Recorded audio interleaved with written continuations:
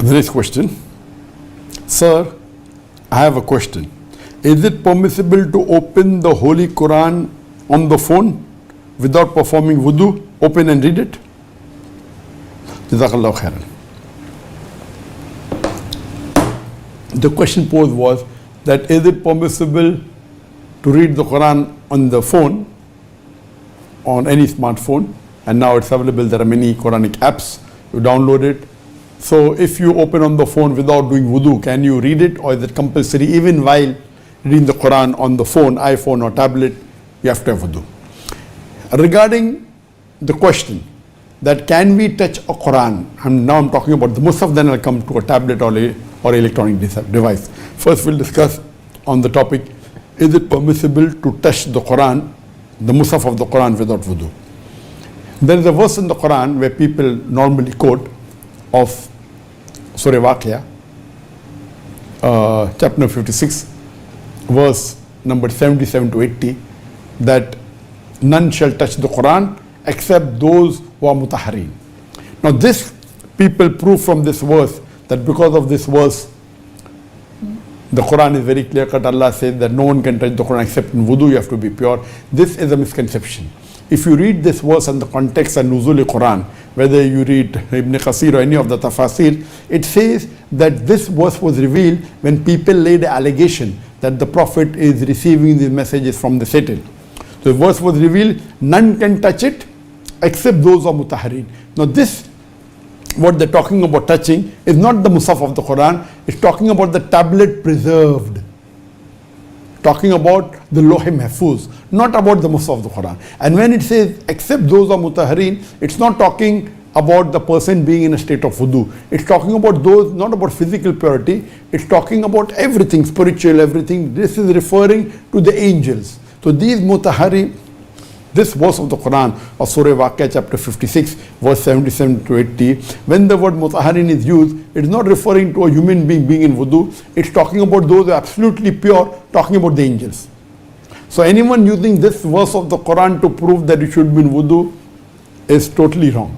This is talking about the Lawh Mahfuz, and it is referring to the angels to reply to the allegation that the Prophet is receiving from the Satan. So Satans cannot come anywhere close to the tablet well preserved where the original Lawh Mahfuz is there. Now coming to the question that is it compulsory to be in wudu when you touch the Quran? There is no Quranic verse that tells you should be in wudu, but there is a hadith of the Prophet ﷺ that when he sent a letter to the people of Yemen, he said that none should touch the Quran except those who are pure. Now there is difference of opinion among the scholars whether is it fard for a person to be in wudu to touch the Quran. The majority of the scholars say yes, you should, because the word purity has 3 levels. That you should not be in najasat, and the Quran says that every mushrik is najas. Now here it's talking about impurity of soul, not impurity of body. So when they are saying that the mushrik is najas, means impurity of soul. That's one level of impurity. The second is if a person who is in janaba, he is in major impurity or ceremonial impurity. Even though he is called, he may not be in wudu, and if he is not in najasa, he is not in ceremonial impurity, if he is not ejaculated, if he didn't have a sexual intercourse, if the lady is not going under menstruation, then she is yet considered pure even if she is not in wudu, but that's called as the minor state of purity. And the third level is if you are not in wudu, if you are in wudu, then you are totally pure. That means you are not even in minor impurity. So 3 types of impurity. One impurity of kafir or a mushrik. The second is impurity of najasa because of menstruation or ejaculation. And third impurity is if you are not in wudu. So if you are not in wudu, then you are in minor impurity. If you are not in wudu, then you are in minor impurity. If you have done ejaculation or menstrual cycle or intercourse, then that's called a major impurity. So scholars differ.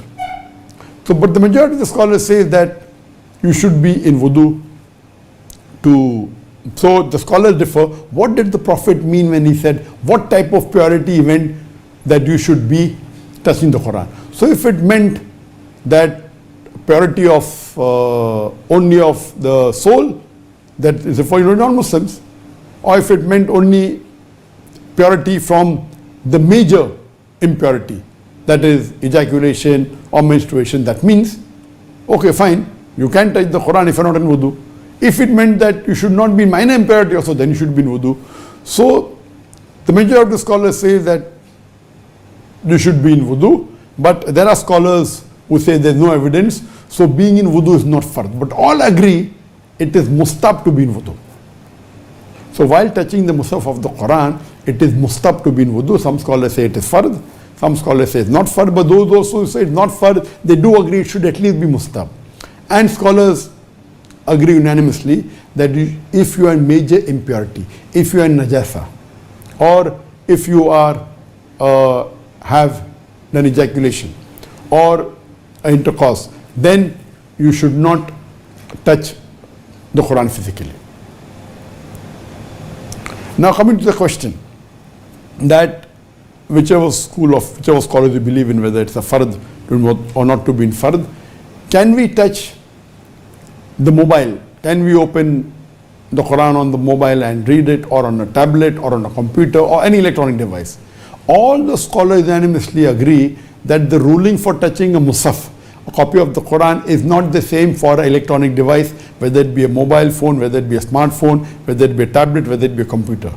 This doesn't apply, so there is no question that you should be in wudu. All the scholars unanimously agree that if you're reading the Quran, because all the scholars agree that reading the Quran you don't have to be in wudu. So if you open the Quran on iPhone and touch the iPhone, or on a tablet and touch the tablet, or on a laptop or touch the laptop, or on a computer touch the computer, all scholars unanimously agree that there is no requirement to be in wudu when you're reading or touching the iPhone or the smartphone or the tablet or a laptop or a computer.